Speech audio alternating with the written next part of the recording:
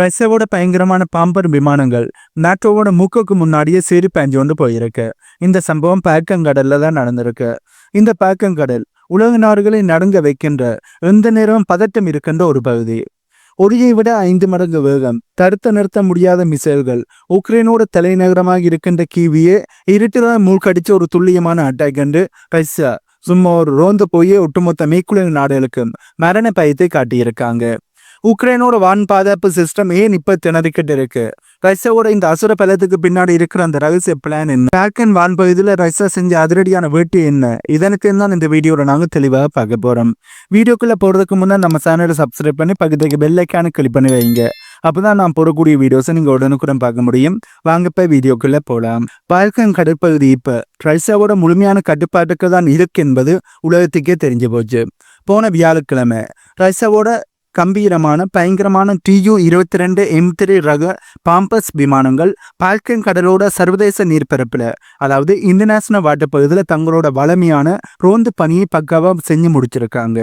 இது நார்மலான ட்ரைனிங்னு ரஷ்யாவோட டிஃபென்ஸ் மினிஸ்ட்ரி தரப்புலேருந்து சொல்லியிருந்தாலும் இது நாட்டோ நாடுகளுக்கு மிகப்பெரிய ஒரு நடுக்கத்தை உண்டாக்கி இருக்கு.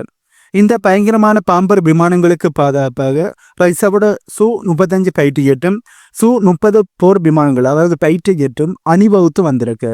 இப்படி வருவதன் மூலம் ரஷ்யாவோட வான்வெளி பலம், அதாவது ரஷ்யாவோட ஏர்போர்ஸ் எவ்வளவு பெருசு என்பதை மேற்குலக நாடுகள் புரிந்து கொண்டிருக்கிறார்கள். கிட்டத்தட்ட 5 மணி நேரம் இந்த ரோந்து நடவடிக்கையில் ரஷ்யாவோட போர் விமானங்கள் இந்த பால்கன் கடற்பகுதியில் பறந்திருக்கு.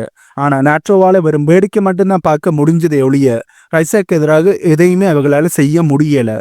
நாட்டோ விமானங்கள் இவங்களை இடமறிக்க முயற்சி செஞ்சாலும் ரஷ்யாவோட இந்த Tu-22 M3 விமானங்கள் ஒரு 8வது உயரத்தில் இருக்கிறது தான் உண்மை.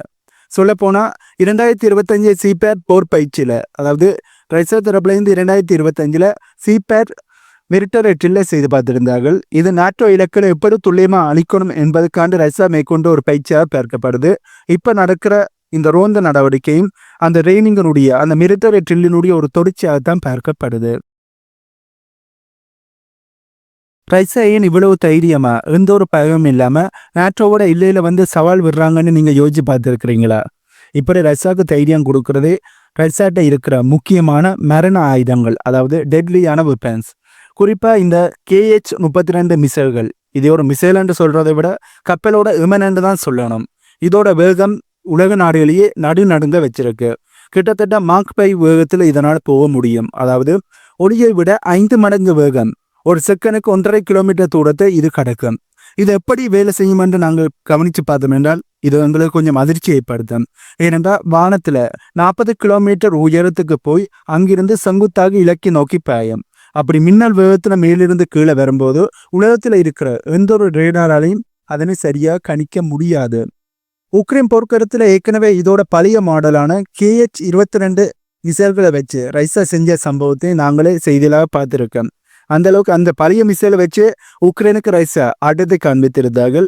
இப்படி இருக்கையில் இதனுடைய அட்வான்ஸ் வேர்ஷனாக இருக்கின்ற இந்த Kh-32 நாட்டு நாடுகளுக்கே கிழக்கத்தை ஏற்படுத்தி இருக்கு. அமெரிக்காவோட பெருமை வாய்ந்த பேட்லோட் ஏர் டிஃபென்ஸ் சிஸ்டமே இந்த ஏவுகணைகளை தடுத்து நிறுத்த முடியாமல் திணற இருக்கு என்பதுதான் உண்மை.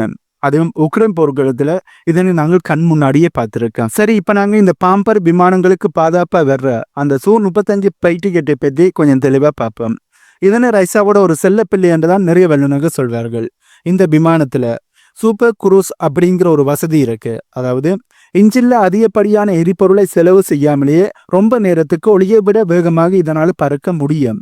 இதனால மற்ற நாட்டு விமானங்களை விட ரொம்ப நேரம் வானத்தில் இதனால ஆதிக்கம் செலுத்த முடியும் என்று சொல்லப்படுது. அதாவது இப்ப ரஷ்யாவோட இந்த Su-35 ஃபைட்டர் ஜெட் மற்ற அமெரிக்கா நாட்டோ நாடுகளோட ஃபைட்டர் ஜெட்டோட ஒப்பிடும்போது நீண்ட நேரத்துக்கு வானத்தில் இதனால் பறந்தோன்று இருக்க முடியும்.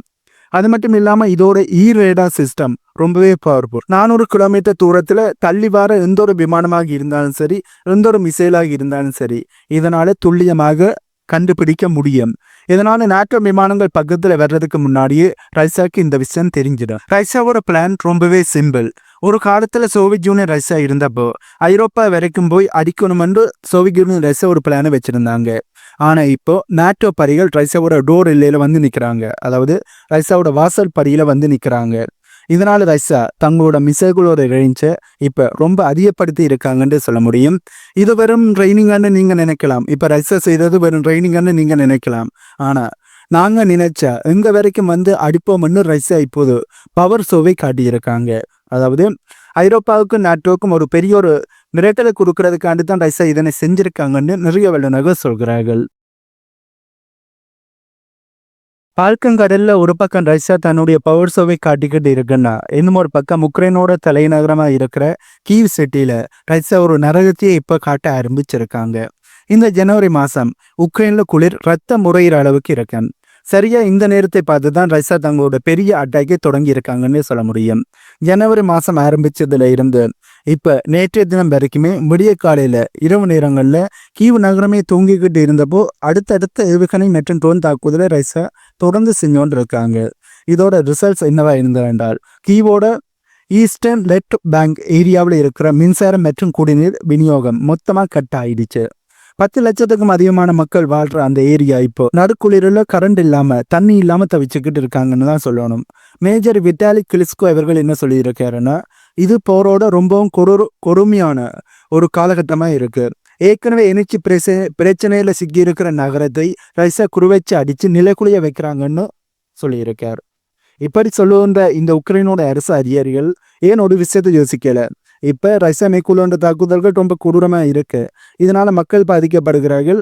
உக்ரைனே கரண்ட் இல்லாமல் இந்த குளிருக்கு படாத பாடுபட்டு கொண்டு இருக்காங்க. அப்படின்னா நீங்களே ரஷ்யாவோட பேச்சுவார்த்தை நடத்தி இந்த போரை முடிக்க கூடாது. நீங்க போரை முடிக்கிற முடிவுக்கு தானே வரணும். அதை விட்டுட்டு ரஷ்யா அட்டாக் பண்ணுகிறார்கள் என்று சொன்னால் அதை எப்படி ஏற்றுக்கொள்ள முடியும்? ஏனென்றால் இப்ப போர் நடக்குது. இந்த போர் காலகட்டத்தில் ரஷ்யா இப்படித்தான் அடிப்பார்கள். ஆக இப்படி அடிக்கும் போது இப்படி ரஷ்யா அடிக்கக்கூடாது என்றால் நீங்கள் இந்த போரை முடிப்பதற்கான நடவடிக்கையில் ஈடுபடணும். ஏனென்றால் ஏற்கனவே ரஷ்யா இந்த போரை முடிப்பதற்கான பேச்சுவார்த்தைக்கு தயார் என்று சொன்னார்கள். அதற்கான நடவடிக்கையில் ஈடுபட்டார்கள். ஆனால் உக்ரைன் தான் நாங்கள் பேச்சுவார்த்தைக்கும் போக மாட்டோம், எதுக்கும் போக மாட்டோம், நாங்கள் ரஷ்யாவை தோக்கடித்தே தீர்வோம், ரஷ்யாவை விரட்டி அடித்தே தீர்வோம் என்று இருந்தபடியால்தான் இப்படியான இக்கட்டான ஒரு கொடுமையான சூழ்நிலை இப்போ எதிர்கொண்டு கொண்டு இருக்கிறார்கள் என்பதுதான் உண்மை.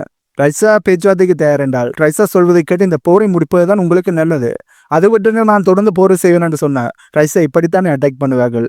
ஆகவே இதில் ரஷ்யா அட்டாக் பண்ணுவதை முழுமையாக நாங்கள் தவறு சொல்லிவிட முடியாது. ஏனென்றால் ரஷ்யா அட்டாக் பண்ணுவதற்கு ஒரு காரணம் உக்ரைன் என்பதும் உக்ரைனில் இருக்கின்ற அரசியல்வாதிகள் என்பதும் நாங்கள் புரிந்து கொள்ள வேண்டி இருக்கு. ரஷ்யா இந்த தடவை சாதாரணமான மிசைல்களை மட்டும் அனுப்பல. MiG-31 போர் விமானங்கள் மூலம், அதாவது பைட்டியட் மூலமா லான்ச் பண்ணக்கூடிய கிங்ஸால் அப்படிங்கிற கைப்பசோனிக் ஏவுகணைகளையும் ஏவி இருக்காங்க.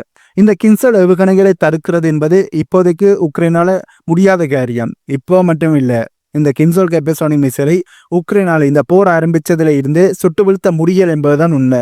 இப்படி இருக்கையில இந்த குளிர் காலப்பகுதியில் உக்ரைனுக்கு ஏடுப்பல் சிஸ்டங்களோட பற்றாக்குறை இருக்கிற இந்த சூழ்நிலையில கண்டிப்பாக உக்ரைன் நினைச்சாலும் இந்த மிசைலை சுட்டு வீழ்த்த முடியாது. அதிகாலை 2 மணிக்கு ஆரம்பிச்ச இந்த தாக்குதல் 5 மணி 6 மணின்னு அலையா தொடர்ச்சியா நடந்துகிட்டே இருந்தது. கீவ் மட்டும் இல்லாம ஒரிசா மாதிரியான மற்ற நகரங்களும் இந்த தாக்குதல்ல ஆடிப்போய் இருக்குன்றுதான் சொல்லணும். இதுல இருக்கிற ஒரு பெரிய பிளான் என்னண்டா, ரஷ்யாவோட மெயின் டார்கெட் இப்ப உக்ரைனோட இராணுவம் மட்டும் இல்லை, உக்ரைனோட இராணுவத்துக்கு தேவையான எனர்ஜி சிஸ்டங்களையும் கூட வச்சு ரஷ்யா பயங்கரமான அட்டாக்கிங் பண்றாங்க. ரஷ்யா இப்போ உக்ரைனோட அணுமின் நிலையங்களுக்கு போற மின்சார கட்டமைப்புகளை தாக்க பார்க்கிறாங்க, அதனை குறைவைத்து அட்டாக் பண்ணுகிறார்கள் என்றும் உக்ரைனோட எனர்ஜி மினிஸ்டர் தரப்புல இருந்து ஒரு குற்றச்சாட்டானது வெளியே வந்திருக்கு. ஆனா ஏற்கனவே ரஷ்யாவோட கண்ட்ரோல்ல இருந்த சப்ரசஸ் நியூக்ளியர் பவர் பிளான்ட் உக்ரைன் தாக்குதலை நடத்தியது அனைத்தையுமே நாங்க மறந்துவிட முடியாது. ஆகவே இப்ப ரஷ்யா உக்ரைனோட இராணுவத்தை மட்டும் இல்லாம உக்ரைன்ல இருக்கிற எனர்ஜி இன்ஃப்ராஸ்ட்ரக்சருக்கு வச்சு பயங்கரமான தாக்குதலை செய்ய ஆரம்பிச்சிருக்காங்க. இதனை எப்படி உக்ரைன் சமாளிக்க போறாங்க என்பதை இதை நாங்கள் வெயிட் பண்ணி தான் பார்க்கணும். கொஞ்சம் யோசிச்சு பாருங்க, இந்த ஒரே பணியில ஒரு நாட்டுக்கு கரண்ட் கட் ஆனா அங்கே ஹீட்டர் வேலை செய்யாது, சாப்பாடு சமைக்க முடியாது, ஏன் போன்களை கூட சார்ஜ் பண்ண முடியாது. மொத்த நகரத்தையும் ஒரு இருட்டுக்கள் தள்ளி மக்களோட மன உறுதியை குலைக்கிறது தான் ரஷ்யாவோட ராயதந்திரம் என்று உக்ரைன் தரப்புல இருந்து சொல்கிறார்கள். அது மட்டும் இல்லாமல் உக்ரைனோட உளவுத்துறை தரப்புல இருந்து அணுமின் நிலையங்களுக்கு போற சப் ஸ்டேஷன்களை மட்டும் தட்டி தூக்கினா உக்ரைன் மொத்தமா சம்பித்து போயிடும். மொத்தத்துல ரஷ்யா இந்த குளிர்காலத்தை ஒரு ஆயுதமா பயன்படுத்தி மக்களை கஷ்டப்படுத்தணும், அதன் மூலமா உக்ரைன் அரசாங்கத்துக்கு அழுத்தத்தை கொடுத்து ரஷ்யாவுக்கு அடிப்படையை வைக்கணும் என்பதுதான் ரஷ்யாவோட திட்டம் என்றும் உக்ரைன் தரப்புல இருந்து சொல்கிறார்கள். ஆனா இந்த விண்டர் ஆரம்பிக்கிறதுக்கு முன்னமே பல தடவை ரஷ்யா தரப்புல இருந்து பேச்சுவார்த்தை கலைத்தார்கள். இந்த போரை முடிப்பதற்கு ரஷ்யா தயாராகி இருந்தார்கள். ஆனா உக்ரைன் தான் நாங்கள் போரை முடிக்க மாட்டோம், நாங்கள் தொடர்ந்து போர் செய்ய தயாராகி இருக்கோம், எந்த ஒரு நிலத்தையும் ரஷ்யாவுக்கு விட்டுக் கொடுக்க மாட்டோம், ரஷ்யாவோட நிபந்தனைகளை நாங்கள் ஏற்க மாட்டோம் என்று நின்றார்கள். உக்ரைனோட இந்த முடிவுதான் உக்ரைனை இப்படி ஒரு இக்கட்டான சூழ்நிலைக்கு தள்ளியிருக்கு. ரஷ்யாவோட இந்த இடைவிடாத தாக்குதலுக்கு நடுவில் உக்ரைனோட முன்னாள் பிரசிடென்டாக இருக்கிற செலன்ஸ்கி இப்போ ஒரு அதிரடியான முடிவை எடுத்திருக்கார். நாம பழைய முறையில வான் பாதுகாப்பை, அதாவது ஏர் டிஃபென்ஸ் சிஸ்டத்தை வச்சிருந்தா சரிப்பட்டு வராது என்பதை புரிஞ்சுக்கிட்டு ஒரு மிக முக்கியமான மாற்றத்தை அறிவிச்சிருக்கார். இதற்காக பப்ளோ ஈசர் அப்படிங்கிற ஒரு அதிகாரியை உக்ரைன் விமானப்படையோட துணை தளபதியா நியமனம் செஞ்சிருக்கார். இராணுவ வட்டாரத்துல இந்த பப்ளோ அவர்களை லாசர் அப்படின்னு தான் கூப்பிடுவாங்களாம். இவரோட மெயின் வேலையே ரஷ்யாவோட இந்த ட்ரோன் மற்றும் ஏவுகணை தாக்குதலை தடுக்க ஒரு புதிய ஏர் டிஃபென்ஸ் சிஸ்டத்தை உருவாக்குறது தான். இனிமே பெரிய பெரிய ஏவுகணை எதிர்ப்பு அமைப்புகளை மட்டும் நம்பி இருக்காம மொபைல் ஃபயர் குரூப்ஸ், அதாவது எப்போ வேணாலும் எங்க வேணாலும் நகரக்கூடிய சிறிய ரக படைகளை மலிவான விலையில கிடைக்கக்கூடிய இன்டர்செப்டர் ட்ரோன்களையும் அதிகமாக பயன்படுத்த போறாங்க என்பதுதான் உக்ரைனோட பிளானாக இருக்கு.